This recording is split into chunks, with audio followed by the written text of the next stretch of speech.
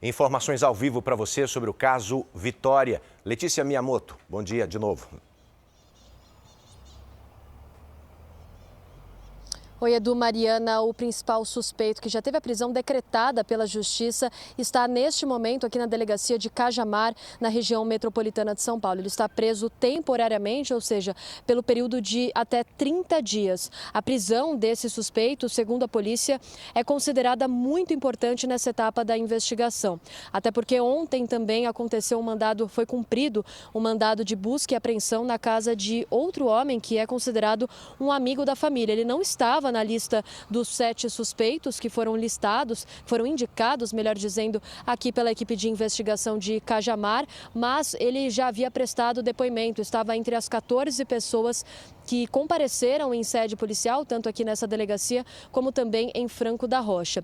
Ao todo, 3 veículos foram periciados. Esses veículos ainda estão com a Polícia Civil. Uma nova perícia foi solicitada durante o final de semana. Em um dos carros que estava ali o cabelo, a equipe da Polícia Científica voltou novamente até o local e a expectativa é que o resultado desse exame, desse laudo, seja divulgado ainda nessa segunda-feira. Então, com o resultado desse exame, com os materiais que foram apreendidos durante o mandado cumprido no domingo, durante as últimas horas de ontem, a polícia acredita que também possa acontecer outros cumprimentos de mandados de prisão ainda nessa segunda-feira.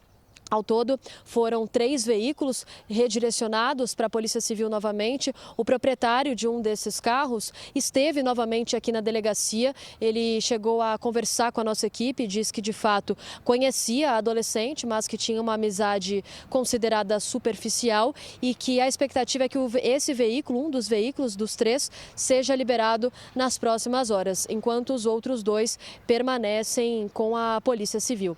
Agora, a equipe também busca reunir mais evidências, mais provas no local que seria considerado o cativeiro, onde a adolescente ficou por cerca de 48 horas. A Polícia Civil já afirmou que conseguiu encontrar esse ponto exato aqui em Cajamar, onde ela teria ficado ali por esse período, mas alguns detalhes estão sendo mantidos sob sigilo. Depois da resposta sobre o desaparecimento da adolescente, da menina Vitória, que ficou 7 dias sumida, o boletim de ocorrência chegou a ser registrado aqui nessa mesma delegacia onde nós estamos. Depois, com a resposta que ela havia sido encontrada morta, com sinais de tortura, o crime que chocou toda a família, agora os parentes querem saber, assim como todos nós, quem matou a Vitória e por que fizeram isso com a menina. Qualquer movimentação aqui da delegacia, eu volto com vocês. Mariana, Edu. Letícia, a gente sabe que a justiça precisa ter alguns elementos para autorizar a prisão de uma pessoa. Tanto que, num primeiro momento, o próprio Michael, que agora está preso, também a justiça não permitiu que ele fosse recolhido por falta de elementos que justificassem essa prisão. Agora ele está preso.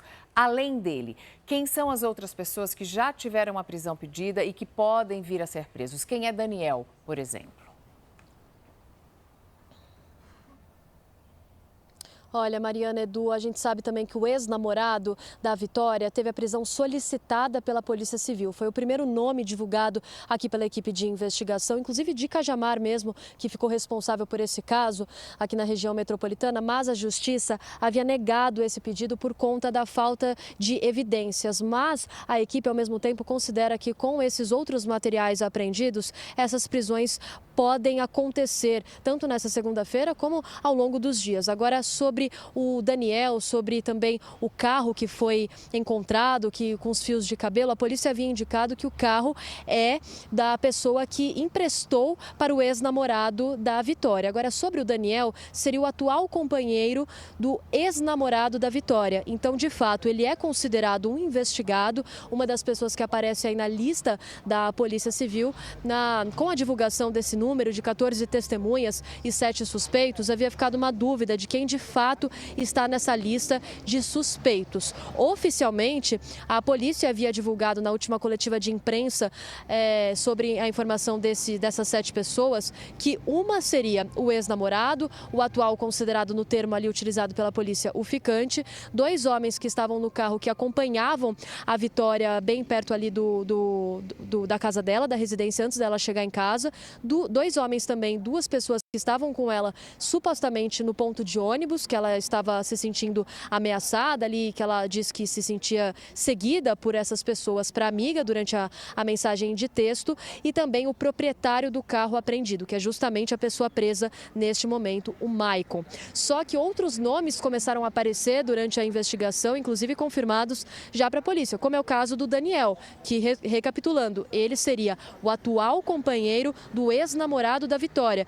que teria tido ciúmes desse ex-namorado, do Gustavo, e que por isso teria, segundo a polícia, há uma possibilidade de ser uma vingança. Ele pode ter tramado um crime justamente como forma de vingança à menina. Só que essa possibilidade não está confirmada pela polícia. É uma das hipóteses que foi de fato levantada. A polícia, com esses mandados de busca e apreensão, tanto nas residências das outras pessoas, como também os fios de cabelo que foram coletados ali, a polícia acredita que vai ter evidências suficientes para ligar pelo menos 3 pessoas na cena do crime. Então, detalhe importante, na semana passada a gente havia dito que a Polícia Civil afirmou que pelo menos mais de uma pessoa, ou seja, no mínimo 2, teria participado desse crime. Mas agora a polícia já afirma que pelo menos 3 pessoas fizeram parte desse assassinato, estiveram ali no local onde o corpo foi encontrado.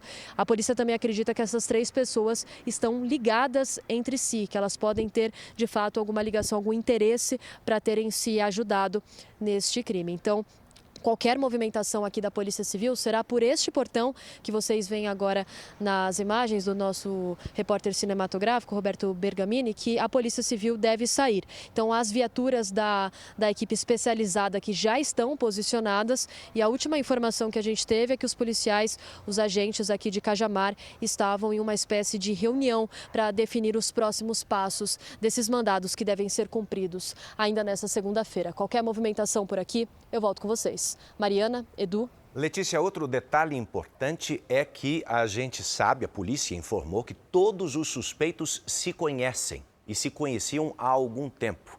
Você descreveu aí o que pode ser uma das motivações investigadas, né? Mas a gente quer muito entender qual o motivo, né? Vingança, vingança de quê? Vitória era uma jovem, sonhadora, vaidosa, que não estava satisfeita com o próprio emprego, que queria largar esse emprego nos próximos dias e investir no mercado de estética. Agora, a polícia precisa receber respostas do Instituto de Criminalística. Conta pra gente quais são os elementos que estão sendo periciados nesse instante e que nas próximas horas podem tirar da lista de suspeito algumas pessoas ou colocar novos suspeitos nessa lista. Olha, o que foi divulgado pela Polícia Civil agora em questão dos carros apreendidos, então o número subiu de 2 para 3 veículos, porque eles encontraram em um desses carros os fios ali de cabelo.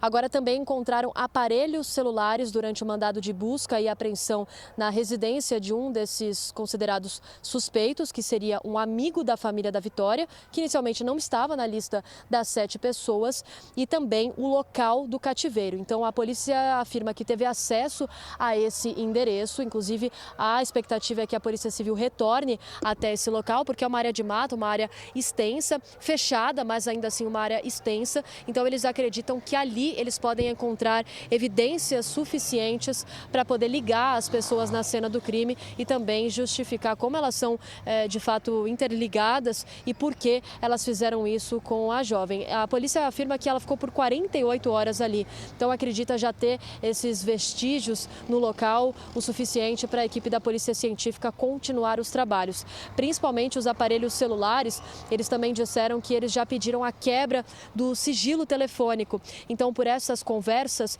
eles pretendem entender se de fato há uma ligação por meio dessas mensagens das pessoas que já estão na mira da polícia, que já estão com os nomes aí indicados pela equipe de investigação.